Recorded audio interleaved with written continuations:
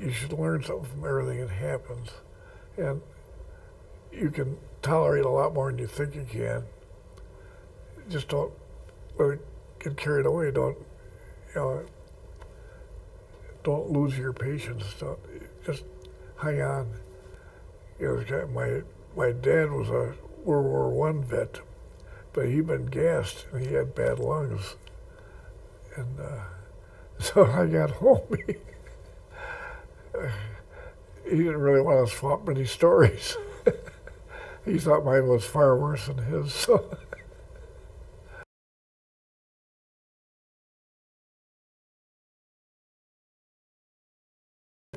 I did practically everything but fly, but I always referred to it as the third pilot, because if something happens to those two guys, you're the next guy. And a B-24 is like a flying boxcar. As a matter of fact, that's what they used to call it. And it's a big plane and very cold. Because in those days, of course, you wore so many clothes, you could hardly move. Long underwear, regular underwear, uniform, heated suit, flying suit, and they're plugged in.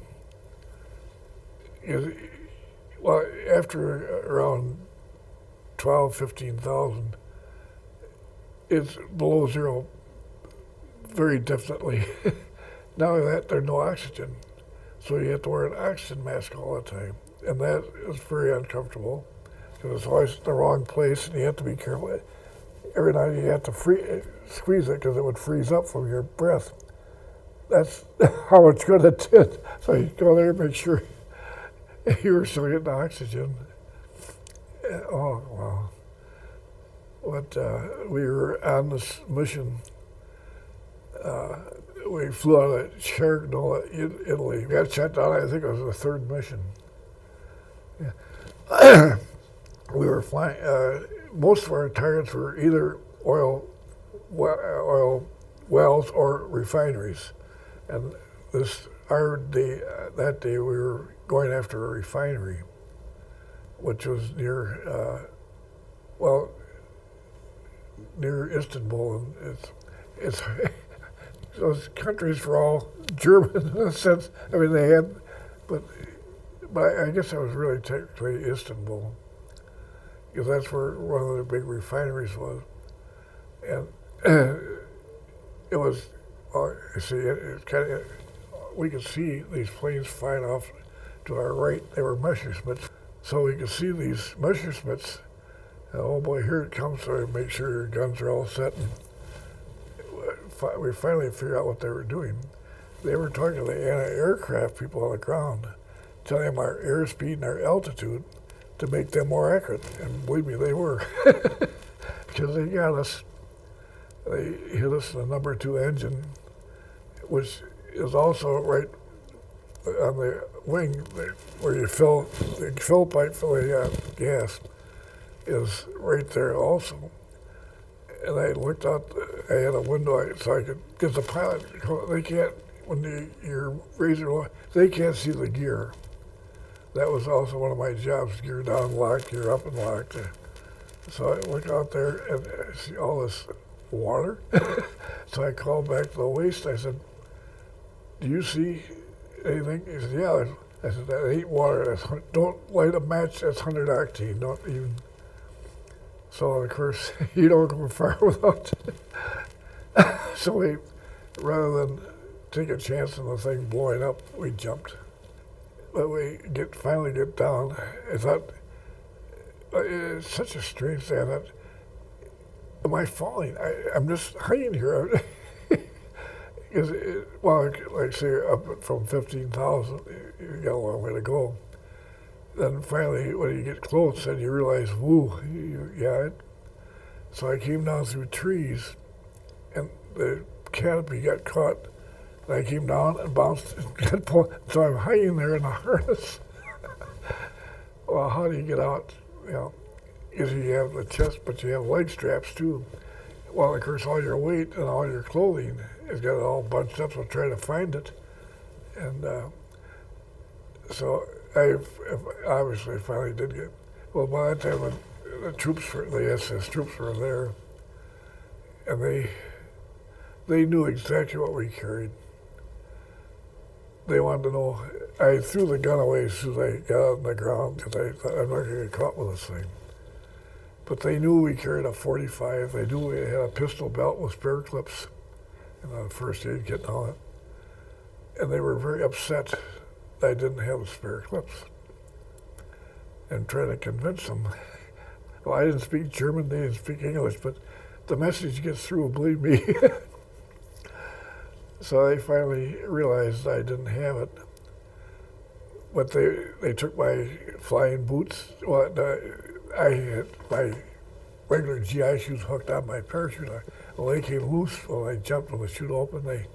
So all I had was the flight boots, heated boots, which are not made for walking. So, well, it was, they wanted that chute, they wanted my gun, and they say, well, they did get the chute. Some German bride probably had a great wedding dress, because those days they actually were silk. And, so it was, well, then they led me off to, like I say, we moved around so much, well, partly because we were in these kind of transit camps at first, and then they moved us to more permanent camps. But as the Allies were coming in, they kept moving us back deeper into Germany all the time. And so finally, kind of ran out of space. So we're in this barracks building, if you can call it, whatever it was. He slept on the floor. There's no. It wasn't a great hotel. But they, like I say, wanted everything I had, and they did. They took anything that had any value at all. But then you go to an interrogation center. These guys good. Oh boy, these interrogators speak better English than I can. They know. A big Air Force. You were a flyer? I didn't say I was a flyer. March you off to solitary, and that is scary. The cells are not very big, needless to say. They're barred windows and frosted. Same with the door. And there's no bathroom. There used to be above the door, there was a red handle. You pull that handle, and if some guard happened to see you, he'd come and march you off to the latrine. And back to the, yeah, it was, it was an experience I'll never forget, but I wouldn't want to repeat it. I wouldn't be able to handle it now. Did they treat you badly? Were you fed? No, you might go a day or two without any food. Well, I weighed 90 pounds when I came out. And you might go a day or two without, and then sometimes the food was so bad that, yeah, it would be old bread or something like that. But like I say, you might go a day or two without anything. How long were you imprisoned? I think it was 9 months altogether. It was an experience I wouldn't want to do again. Oh, I couldn't do it. I couldn't handle it.